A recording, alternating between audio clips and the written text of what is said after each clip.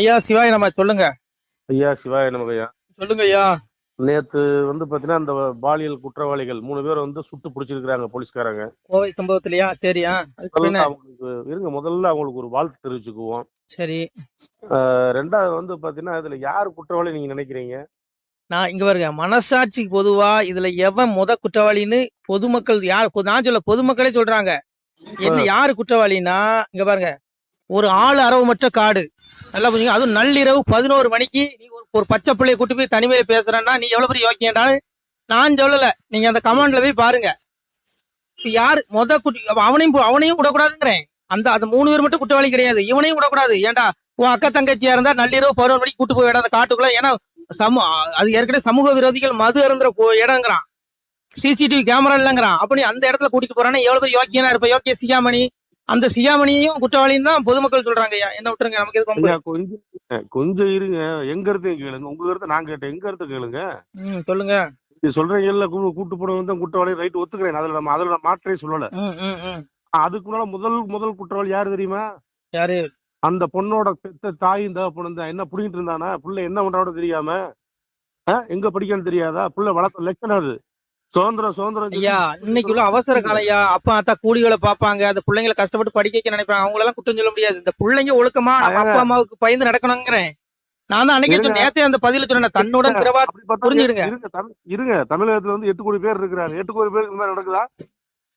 அப்ப 8 கோடி பேருக்கு 2 இருங்க ஐயா. 8 கோடி பேருக்கு 2 இவங்க போலீஸ குறை சொல்றானுங்கல்ல அந்த கும்பல். நான் என்ன கேக்குறேன், அப்ப 8 கோடி பேருக்கும் 2 துப்பாக்கி ஏந்தி காவலர்கள் போட முடியுமா? அறிவு இருக்கு அவனுங்களுக்கு? இங்க பாரு, காமம் கோபம் பேராசை இந்த 3 நரகத்தின் நுழைவாயிலுங்க. எங்க அப்பா பவன் கீழ தெளிவா சொல்றான். இந்த காமம் கோபம் பேராசை பேசுற எனக்குள்ள இருக்கு, கேட்கிற உங்களுக்குள்ள இருக்கு, உலகத்துல பிறந்த மனுஷன் எல்லா பயில்களுக்குள்ளும் இருக்குங்கிறான். இந்த காம கோபத்தை அடக்கி ஆளுங்கிறான். இது எப்ப வரும்னு தெரியாது, நாகப்பாம்பு மாதிரி எப்ப வேணாலும் சீரும். இந்த காமம் கோபம் ஆனவனை அழிச்சிரும். இந்த 3லயும் நீ விழுந்துட்ட, உனக்கு பூமியிலே நரகம். நீ மேல போய் நரகத்தை அனுபவிக்க வேண்டிய அவசியம் கிடையாது. இந்த பூலகத்திலே உனக்கு நரகங்கிறான். யாரு? அப்பா இறைவன் உலகத்தை படிச்சு என்ன உண்டாக்கிய பரமாத்மா சொல்றான். என்ன சொல்றான்? திருவிதம் நரக சேதம் துவாரம் நாச நமாத்மனகங்க. ஏண்டா நரகத்தின் நுழைவாயிலே 3 தான், காமம் கோபம் பேராசை. இந்த 3லயும் சிக்கனவன் சோழி முடிஞ்சான். அந்த பயில பாருங்க, மூடிட்டு போயிருந்தானா தப்பிச்ச, நீ சுட்டுட்டாங்க, இனி உனக்கு விடுவானுங்களா? இவன் வாழ்நாள் முழுதும் இவனுக்கு கஷ்டப்படணும், முடிஞ்சது விட மாட்டாங்க. நீ அது மாதிரி கூட்டிட்டு போனா பாருங்க, இவன் பெரிய யோக்கிய சிகாமணியா? ஏடா உனக்கு அறிவு இருக்காடான்னு கேட்கேன். நள்ளிரவு 11 மணிக்கு ஒரு பச்சை பிள்ளையா நடு காட்டுக்குள்ள ஆள் அரவு மட்டும் இல்ல இல்லாத இடத்துல பேசுறதுக்கு கூட்டிட்டு போறேன்னா யோகிதை என்ன? நீ ஒரு பேக்கரியில உட்காந்து பேசு. இன்னைக்குல காதலர்களுக்கு பேக்கரியில பாருங்க பிள்ளைங்க உட்காந்து பேசுது, பாதுகாப்பு. நீ நடு காட்டுக்குள்ள கூட்டிட்டு போறேன்னா யோக்கியம் என்னங்கிறது உலகத்துக்கே தெரியும். அது நான் ஏன் சொல்லணும்? அதனால இங்க பாருங்க, காமம் கோபம் பேராசை எல்லா பயில்களுக்குள்ளும் இருக்கு. இது அடைக்காலம். அதை சாமி சொன்னா, சக்னோ திகைவ யசோடும் பிராக்சரி ரவி மோசனாத் காம குரோதத் பவம் வேக ச யுக்த சூகி நரகங்க. எப்பா பிள்ளைகளே, இந்த காமம் கோபம் எல்லாருக்குள்ளயும் இருக்கு. இந்த 2 எப்பவும் பொத்துக்கிட்டு வரணும்னு சொல்ல முடியாது. 2 அடைக்கால பழகிக்கோ. இது 2 அடைக்காலன்னா, அடைக்க ஆண்டா உனக்கு நீயே நண்பன், இது அடைக்க ஆளலைன்னா உனக்கு நீயே எதிரி, சோழி முடிஞ்சு நாசமா போயிருவாங்க. அன்னைக்கு அப்படியே அந்த பயிலுக்கு நாசமா போயிட்டானா 3 பேரு சின்ன பசங்க. இவன் வாழ்க்கை முடிஞ்சுது. கூட்டிட்டு போனா பாருங்க, அவன் வாழ்க்கையும் முடிஞ்சுது. நான் என்ன சொல்றேன்னா, இந்த 3 பயிலுக்கு மட்டும் குற்றவாளி கிடையாது. கூட்டிட்டு போனா பாருங்க, அவனையும் விடக்கூடாதுங்கிறேன். அவன் அக்கா தங்கச்சி இருங்கய்யா, அவன் அக்கா தங்கச்சி இருந்தா கூட்டு போனா 11 மணிக்கு நடு காட்டுக்குள்ள யாரும் இல்லாத இடத்துக்கு கூட்டு போனா கார்ல, அதுவும் காரை கிளாஸ் ஏத்தி வச்சுட்டு பேசிட்டு இருந்தேங்கிறான். என்னத்த நீ பேசுன? உனக்கு போன் இன்னைக்கு போன் இருக்கு, பேசலாமா? அந்த காலத்துலதான் எதுவும் கிடையாது. இன்னைக்கு போன் இருக்குது, வீடியோ கால், என்ன பேசிக்கலாமா? உனக்கு என்ன பேசுறதுக்கு இடமா இல்ல? இவன் வீட்டுல கூட அப்பா அம்மா முன்னாடி பேசு, அந்த பிள்ளை அப்பா அம்மா முன்னாடி பேசு, இந்த பிள்ளைதான் கட்ட போறேங்கன்னு. இதெல்லாம் கள்ளத்தனையா. சும்மா இங்க பாருங்க, ஒருத்தனை மட்டும் போலீஸ் எல்லாம் குற்றம் சொல்லக்கூடாது. இல்ல போலீஸ்க்கு எதிராக போராட்டம் பண்ணாங்க, போலீஸ்க்கு எதிராக போராட்டம் பண்ண போறாங்க. ஏன்னா உங்களுக்கு அறிவு இருக்காடான்னு நான் கேட்கேன். ஏன்னா ஒவ்வொரு உலகத்துல இத்தனை கோடி பேர் இருக்கான், எல்லாத்துக்கு முன்னாடி 2 துப்பாக்கி இந்த காவலர் போட முடியுமா? அவங்களும் மனுஷன் தான்டா. இதெல்லாம் அரசியலியா? நாங்க பாரு, நானும் பிஜேபி காரன் தான், தப்பா நினைச்சுக்காதீங்க. இதுல பிஜேபி காரன் போராட்டம் பண்ணாலும் நான் எதிர்ப்பேன். நியாயத்தை பேசு. இது யாரு குற்றவாளி? இருங்க, சும்மா போட்டு தேவல. இங்க பாருங்க ஐயா, என்ன பேச விடுங்க. காமம் கோபம் பேசுற எனக்குள்ள இருக்கு, உங்களுக்குள்ள இருக்கு. இங்க பாருங்க, நீங்க ஒரு பெண்ணை தொடரணும்னு அவசியம் கிடையாது. அந்த பெண்ணை மனசால காமச்சியில பாத்தீங்கன்னாலே அதுக்குண்டான தண்டனை உங்களுக்கு உண்டுங்கிறான். நீங்க அந்த பெண்ணோட விபச்சாரம் செய்யறதுக்கு சமங்கிறாங்க. அப்ப சொல்றான், என்ன சொல்றான்? காயக்காரன் மாய சித்தம் நான் உங்கள் கண்காணா பெருவழியோன் அவரவர்கள் செய்யும் குற்றம் உங்கள் ஆண்டி நான் அறிவேனடா. சித்தனாண்டி சிவனாண்டி இந்த தேசமும் நானாண்டிங்கிறேன். அப்ப சிவபெருமானிவான் சொல்றான், பிள்ளைகளே நான் கண்ணுக்கு தெரியாத மறைபொருள், ஆனா நீ மனசுல என்ன நினைக்கிற அப்படிங்கிறது கூட எனக்கு தெரியும். எனக்கு மறைவா எதுவுமே இல்லைங்கிற. அப்ப நீ செய்யற பாவங்கள் எல்லாம் பதிவாகுது. பாருங்க, கர்மா விடாதுங்க. இதுதான் கர்மா. நம்ம அந்த உடல் எடுத்ததே முன்செஞ்ச வினை அனுபவிக்கிறது தான். முக்குணங்களின் வடிவானது அந்த உடல். இதை தியாகம் பண்ணிட்டு நம்ம மோட்சத்துக்கு போன வழியை தேடுவாங்க. பாருங்க, இது எல்லா பயிலுக்கும் காம இருக்கு. இவனுக்கு மட்டும் தான் குற்றவாளின்னு கிடையாது. இப்ப அவ்வளவு யோக்கிய மாதிரி ரொம்ப தூக்கிடுவான். டேய் நான் உன் தெளிவா கேக்குறேங்க பாரு, என் மனைவியை தவிர நான் இது வரைக்கும் எந்த பெண்ணையும் மனசுல கூட தவறா நினைச்சதுலன்னு ஒருத்தனை சொல்லுங்க. ஒருத்தனை அப்படி ஒரு கொஞ்சம் பேர் இருப்பாங்க. நான் எல்லாத்தையும் சொல்ல விரும்பல. நல்ல பிள்ளைகள் இருக்காங்க. அவங்க எல்லாம் பரமாத்மாவுக்கு அவங்க எல்லாம் மோட்சம் அடைஞ்சிருவாங்க, முக்திக்கு போயிடுவாங்க, சாத்வீக குணமுடைய பிள்ளைகள். அதனால இங்க பாருங்க, அப்படி யோக்கியங்க எவனும் கிடையாது. அதனால நாங்க பாருங்க, நான் எவனுக்கும் முட்டு கொடுக்க விரும்பல. இதெல்லாம் தவறுங்கிறேன். இது இவங்க காவல்துறைக்கு எதிராக போராட்டம் பண்றாங்க. என்னையா நீ போராட்டம் பண்ணி என்னையா கழிச்ச? முதல்ல சுய கட்டுப்பாடு வேணும். நீ ஒழுக்கமா இருக்க வாழ கத்துக்கோ, அப்புறம் அடுத்தவன குறை சொல்லுங்கிறேன். முதல்ல நம்ம ஒழுக்கமா இருக்கணுங்க. நம்ம முதுகுகளுக்கு அழுக்க பார்க்கணும், அடுத்த முதுகு பார்க்க கூடாது. அதனால என்ன பொறுத்தவரை இந்த போராட்டங்கிறது தேவையில்லாத ஆணிங்கிறேன். தேவையில்லாத ஆணி. இதுல பிஜேபிக்காரன் பண்ணா என்ன, தாவைக்காரன் பண்றாங்க, எதிர்கட்சிக்காரனுக்கு இது ஒரு அல்வா சாப்பிட்ற மாதிரி. அதுக்காக நான் இந்த ஆட்சிக்கு முட்டு கொடுக்கல. இவனு ஒன்றும் பெரிய பரமாத்மா கிடையாது. எல்லாம் ஊழல்வாதி. எல்லாம் அண்ணாமலை சொல்றதை நான் ஏத்துக்கிறேன், அப்படியே ஏத்துக்கிறேன். இவனுக்கு எல்லாம் பெரிய யோக்கிய சிகாமணி கிடையாது. இருந்தாலும் இந்த இவனுக்கு இதுக்கு முட்டு கொடுக்கறது தவறானது நான் நினைக்கிறேன். நான் சொல்லலையா, அப்பா சிவபெருமான் சொல்றான். இது தவறான ஒரு புரிதல். நான் என்ன கேட்கிறேன், நள்ளிரவு 11 மணிக்கு உனக்கு அங்க என்னடா வேலைன்னு பொதுமக்கள் கேட்கறான். 11 மணிக்கு அது ஆளரவள காடவர். நமக்கே பயமா இருக்கு. பகல்லே எங்க போக முடியாது போல, அவ்வளவு பயமா இருக்கு. இவன் நான் ராத்திரி 11 மணிக்கு ஒரு பச்சை பிள்ளை கூட்டு போயிருக்கானா, இவனை விடலாமாங்கிறேன். இவனை விடலாமா? என்னையா இங்க பாவம் ஒரு பக்கம் பழி கழிவு இப்படிதான் இருக்கும். பாவம் ஒரு பக்கம் பழி ஒரு பக்கம் தான் போகும். இதுதான் உண்மை. இது எங்க அப்பா அன்னைக்கே சொல்லிட்டான், ஆளாக்கருடனையும் திட்டி ஓடி பறந்து அடித்து எடுக்க கண்டேன்னு சொன்னேன்னா, கழிவுத்துல சிட்டுக்குருவி ஒரு கரடரை கொத்தி எடுக்கணும்னா நீங்க நடக்கு. பாவம் ஒரு பக்கம் பழி ஒரு பக்கம் போதியா? குற்றம்னா குற்றம் தானே. எல்லாம் அவனையும் தூக்கு, அவனையா விடுறேங்கிறேன், அவனையும் கேட்கணுங்கிறேன். இது அவனதான். இப்ப இவனுக்கு போராட்டம் பண்றது யாரு? இவனுக்கு அந்த பையனையும் காப்பாத்துறதுக்கு. எதுக்கு கூட்டிட்டு போனான்டான்னு ஒருத்தன் கூட கேட்க மாட்டேங்கிறான். மனசாட்சி பொதுவா கேளுங்கய்யா, ஆளை விட்டுங்க. பொதுமக்கள் கேட்கறான், நான் கேட்கல. போய் இந்த கமாண்ட்ல பாருங்க, ஒருத்தன் கூட இவனுக்கு ஆதரவா கமாண்டே போடல. புரியுதா உங்களுக்கு? நீங்க போய் இந்த வீடியோல பாலிமர்ல வந்திருக்கு, எல்லா செய்தி சேனல்லையும் வந்திருக்கு. அந்த கமாண்டை போய் படிச்சுட்டு நீங்க சொல்லுங்க. விட்டுருங்க. நீங்க பாருங்க, இங்க எவனும் யோக்கியம் கிடையாது. யாரையும் குறை சொல்றதுக்கு எனக்கு தகுதி இல்லை. யாரையும் குறை சொல்ல விரும்பல. ஏன்னா பரமாத்மாவே சொல்றான். இந்த கலியுகத்துல அப்பா சொல்றான் பாருங்க, களி என்ற சொல்லை காதில் மிக கேட்டதுண்டால் சளிவாகி மேனி சடலம் இருளாகுமல்லோ. மெய் பேச வேணுமென்று மேவி மிக இருந்தாலும் பொய் பேச புத்தி பொழியும் போடு போடன. வாளாயுதத்தாலே வாய்த்த கனை அம்பாளே பாலாக்க வென்றாலும் படாதே களியே. ஆறு பிறவி அளித்ததுவும் எந்தனுக்கு நீரு போல் என்னதுகான் நிற்களியை பார்க்கையிலே. என்ன விதத்தால் இவனை நாம் அளிப்போம் என்று வண்ண சிவனாரே மனது வேறு என்னதுகான். மாய வலையை விட்டு மறைய போறேன் நானே. எங்க சிவபெருமான் கூடுறான், ஏ மாயவரே களி முத்திருச்சு, களியில அநியாய அக்கிரமம் நடக்க போய் நீ இந்த யுகத்தை அழிச்சிருன்னு சொல்லும் பொழுது எங்க அப்பன் மாய கிருஷ்ணன் சொல்றான், ஏ சிவபெருமானே நீ கொடுத்த வரம் அப்படி, களியனுக்கு நீ கொடுத்த வரம் அப்படி. நான் என்ன பண்ணுவேன்? 6 பிரிவுல நீ அவனுக்கு இரணியனா வந்தான், சூரனா வந்தான், ராவணனா வந்தான், இப்படி பல 6 பிரிவு எடுத்தான். இப்படி அசுரர்களா நான் அவனை அழிச்சிட்டேன். ஆனா இது வாளாயுதத்துக்கு அகப்படாத பிறவியா இருக்கிறானே இந்த களியன், இவனை நான் எப்படி பாலிப்பேன் அப்படிங்கிறான். ஏன்னா களிய வாங்கின வரம் அப்படி. அதனால இந்த கலியுகத்துல இப்படிதான் இருக்கும். நீ நல்லவனா யோக்கியனா இருக்க நினைச்சாலும் உனக்கு யோக்கியனா இருக்க விட மாட்டானா. ஒரு மனுஷன் சாத்வீக குணத்தில் நிலை பெற்ற சாது, அவன் என்ன பண்ணுவான்? 24 மணி நேரம் பூஜை புனஸ்கரம் ஒரு தர்மம் செய்யறது, நல்ல சிந்தனையோட இருப்பானா. அவனுக்குள்ளேயே இந்த களியை உள்ள புகுந்து அவனையே தப்பு பண்ண வச்சிருவாங்கிறான். அப்புறம் இந்த நாட்டுல எப்படியா நடக்கும்? இது இறைவன் சொன்ன வார்த்தை. களி என்ற சொல்லை காதில் மிக கொட்டாலும் சளிவாகி மணி சாடலும் இருளாகுதுங்கிறான். சிவபெருமான்ட்ட உரையாடுறான். அப்ப இந்த களியில யாரை யோக்கியவானா பாப்பீங்க? பேசுற நான் யோக்கியவானா? கிடையாது. எனக்குள்ளே மனசுக்குள்ள 1000 அழுக்கு இருக்கு. கேட்கிற உங்களுக்குள்ள வேணா அழுக்கு இல்லாம இருக்கலாம். நீங்க பரமாத்மாவா இருக்கலாம், நான் ஜீவாத்மா. அதனால இங்க புரிஞ்சுக்கோங்க ஐயா.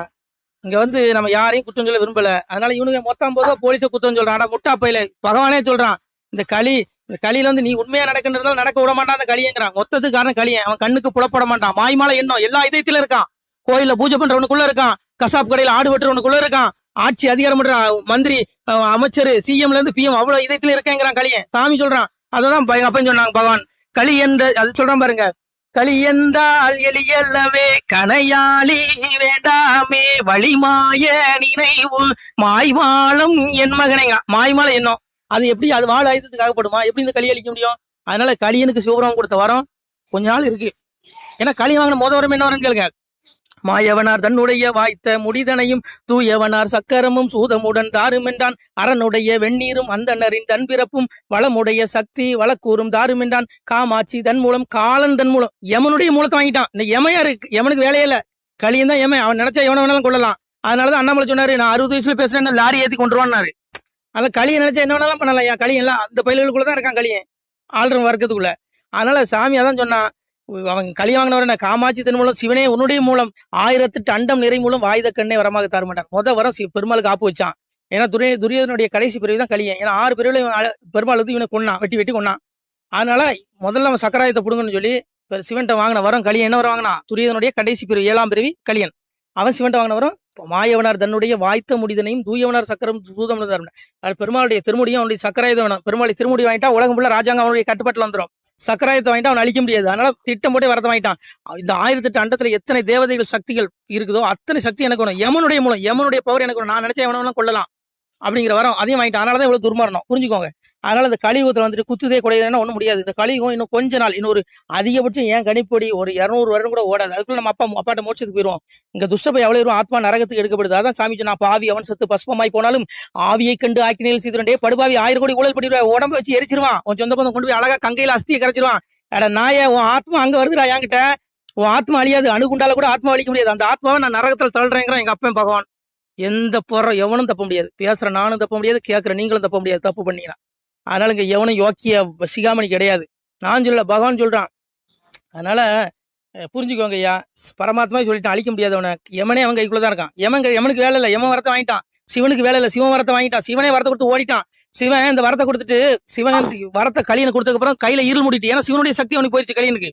அப்போ சிவபெருமான் சொல்றான் பார்வதிட்ட, பெண்ணே இவன் வாங்கிட்டு போற வரத்தை பார்த்தா கலியுகம் போல தோணுதுன்னு சிவன் தான் பெயரிச்சான். இந்த கலியுகம்னு பேர் வச்சதே சிவன் தான். கலியுகம் அதை சொல்றான், கலியுகம் என சிவம் கருதிட தேவர்கள் பொலிவுடன் சேர்த்தனர் புராண மீதிலே சலிவுடன் நீசனும் தரணியில் பொருத்திட வழியுள்ள மாயன் சிறங்க வேணும். எங்க அப்பன் துரியோதனை கொண்டுட்டு வைகுண்டம் போலான்னு போகும்போது எங்க இவன் அதுக்குள்ளேயும் ஆத்மாவுக்கு வரத்தை கூட சிவன் கிளம்பிட்டான். இவன் வைகுண்டம் போல, வைகுண்டம் இருளாயிட்டு எல்லாம் பூட்டு போட்டாச்சு. சிவலத்துக்கு பூட்டு போட்டான், அவளும் பூட்டு போட்டான். அதனால எங்க அப்ப என்ன பண்ணா, பார்க்கடல பள்ளி கொண்ட பறந்தாம கூட ஸ்ரீரங்கத்துல போய் பள்ளி கொண்டுட்டான். கலியுகம் முடிகிற வரைக்கும் அங்கதான் இருப்பான். அதான் சக்கராயுதத்தை, களியனுக்கு சக்கராயுதத்தை தூக்கிட்டு போகும்போது ஒரு ஆண்டி குளத்துல போய் எங்க அப்ப களிய முன்னாடின்னு கேட்கறான், ஏப்பா இது பெருமாளுடைய சுதர்சன சக்கரத்தை வாங்கிட்டு போற, இந்த சிவவரத்தையும் வாங்கிட்ட, உன்னை எவனாலையும் கொள்ள முடியாது. தேவர் முதல் 3 வரை கொல்லா சிவவரம் பெற்றிருக்க உன்னை எவனாலும் கொள்ள முடியாது, பெருமாளாளருக்கு கொள்ள முடியாது. அதனால சக்கரம் உனக்கு இரும்பு, இது எதுக்காக சமக்கிற கொண்டா அவனை பணமா படைச்சு தரேன்னு கேட்டான். அப்போ எங்க அப்பா சக்கராயத்தை வாங்கி மாயோர்னு தெரியாம சக்கராயத்தை கொடுக்குறான். களியை வந்து எங்க அப்பன் கையில. உடனே எங்க அப்பன் களின்னு சக்கராயத்தை சபிக்கிறான், பணமா மாறுன்னு. அப்போ சக்கரா தலைவர் கேட்கறான், ஐயனே இவன் கையில நீங்க சபிச்சு கொடுக்குறீங்க, இந்த சக்கராயத்தை பணமா சபிக்கிறீங்க, நான் உங்க கைக்கு எப்பையா வரும்னு சொல்லும்போது எங்க அப்பன் சொல்றான், களி மாறும் பொழுது கடரும் முன் சாபங்கிறான். இந்த கலியுகம் முடியும் பொழுது தான் சக்கராயுதம் எங்க அப்பனுடைய திருக்கரத்துக்கு போய் சேரும். அது வரைக்கும் பணமா தான் சுத்திட்டு இருக்கு. அதான் இருக்குதுல்ல. இப்போ பணத்துக்கு அந்த காலத்துல பணத்துக்கு இப்பதான் பணம், அதுக்கு பேர் சக்கரம், பணத்துக்கு பேர் சக்கரம். அது எங்க அப்பனுடைய சக்கராயுதம், புரிஞ்சுக்கோங்க. கலியுகம் முடிகிறவர்கள் இவனுக்கு இந்த கலிப்பையில கைதான் ஓங்கியிருக்கும். ஆட்சியாளர்கள் கை, அநியாயம் பண்ற அக்கிரமம் பண்ற கைதான் ஓங்கியிருக்கும். இது ஒண்ணும் பண்ண முடியாது. அதனால நாம ஒழுக்கமா சுய கட்டுப்பாட நாம இருந்தால் களி மாளும். அதான் அப்பன்னு சொன்னான், நீ ஒழுக்கமா இருக்கிறான். அதான் சொல்றான், மானமாக வாழ்ந்தாலே மாலும் களி தன்னாலேங்கிறான். நாம ஒழுக்கமா இருக்கணும். எதுக்கு போட்டுட்டு நீங்க காவல்துறை குற்றஞ்சாட்டி, அடா போங்க அங்க பாரு, இவனுக்கு எல்லாம் அரசியலுக்காக போராட்டம் பண்றான். இந்த கும்பல் கிட்ட நான் இதுல உடன்படல. அப்பாவை பாருங்க, சிவத்தை தேடுங்க, இந்த சவத்தை தேடாங்க, மோட்சத்துக்கு வெளியே தேடியா. மரணம் எப்ப வேணாலும் வரும். உன்னை பிறக்கும் பொழுது எழுதிட்டான், முக்காலம் எழுதப்பட்டிருக்கு. உன்னுடைய ஆதியும் அந்த முடிவும் நானேங்கிறான். உன்னுடைய பிறப்பு இறப்பு எல்லாம் கர்மப்படிதான் அமையுது. உனக்கு எப்ப மரணம்னு சொல்ல முடியுமா, எப்போ வாசகத்தை தட்டுவான்னு தெரியாது. நம்ம அப்பாட்ட போயிடணும், மோட்சத்துக்கு போயிடலாம். அதுக்குள்ள அப்பாவை தேடினா மோட்சம், அவ்வளவுதான். பக்தி சோதித்தே பல நாளும் காத்திருந்த வித்திகன் நினைந்து விட்டார். மேல் வீட்டில இருந்து செத்திருந்து தீனரட்சியில் கூட்டில் அடைக்க கொத்திருந்த புழுக்கள் வந்து கொஞ்சம் தோன்ட்டான். புரிஞ்சுக்கோ, தேடுனா மோட்சம், இல்லையா நரகத்தை கொண்டு போடுவான், அவ்வளவுதான் ஆத்மாவுக்கு. நீ இந்த காமம் கோபம் இதை நீ இந்த பூமியில இந்த உடலிலேயே சாமியா தான் சொல்றான், எந்த ஒரு சாதகனையும் மனித பிறவிலேயே காமத்தினாலும் கோபத்தினாலும் ஏற்படுகின்ற எழுச்சியை பொறுத்து கொள்வதற்கு திறன் பெற்று விட்டானோ அவனே யோகி, அவனே சுகம் பெற்றவனுங்க. இந்த காம கோபம் 2 அடக்கினாதான் உனக்கு சுகம் வரும், உனக்கு அமைதி கிடைக்கும். இதை அடக்காத எந்த புறம்போக்குக்கும் சுகம் கிடைக்காது. மாட்டிக்கிட்டாங்களா, சுட்டுட்டாங்களா, இதே எங்க ஐயா யோகி ஆட்சி இருந்தா அப்பவே வேற மாதிரி நடந்திருக்கும். சொல்ல விரும்பல. நமச்சிவாய. திருச்சிட்டம்பலம்.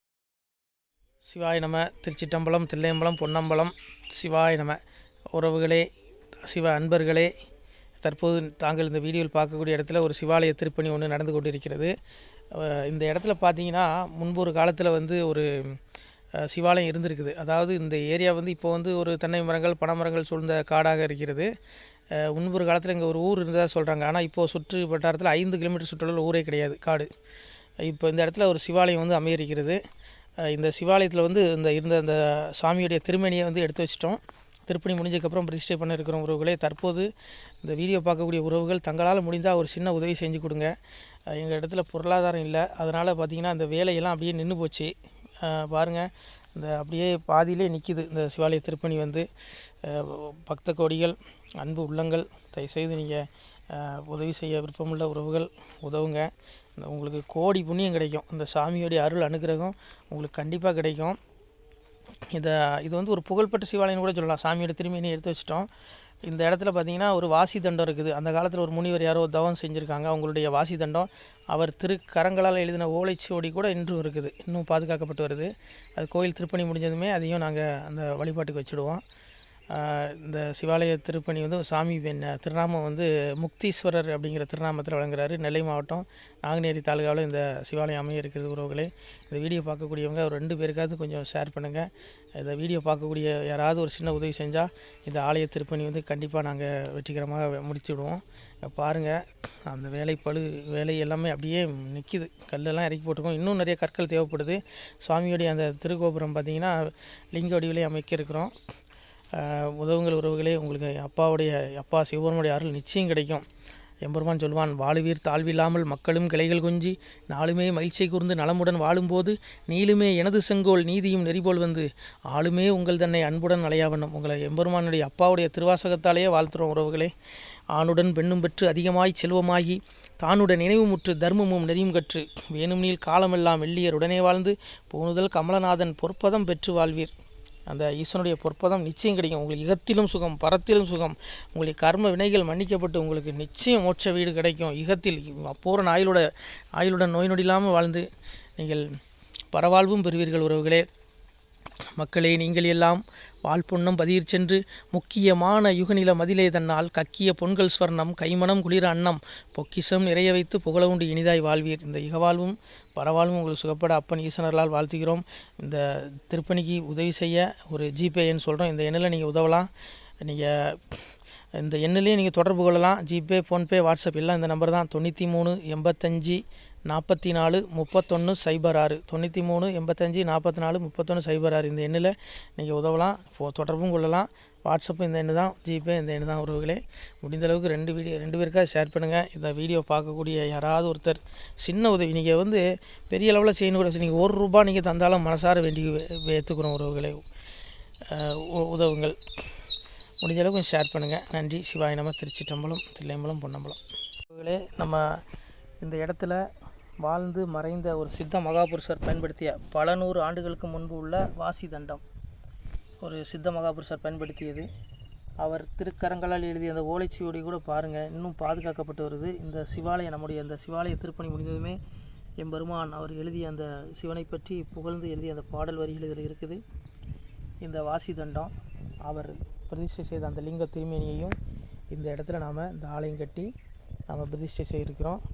அனைவரும் இந்த ஆலய பிரதிஷ்டைக்கு கண்டிப்பாக வரணும். முடிஞ்ச அளவுக்கு இந்த வீடியோ பார்க்குறவங்க உதவி பண்ணுங்கள் உறவுகளே. பொருளாதாரம் இல்லாமல் திருப்பணி நின்று போச்சு. முடிஞ்ச அளவுக்கு ஷேர் பண்ணுங்கள், உதவுங்க. நன்றி. நம சிவாய. திருச்சிற்றம்பலம், தில்லையம்பலம், பொன்னம்பலம். இந்த புண்ணிய பலன் தங்களுக்கு கோடான கோடியாக வரும் உறவுகளே. நம சிவாய.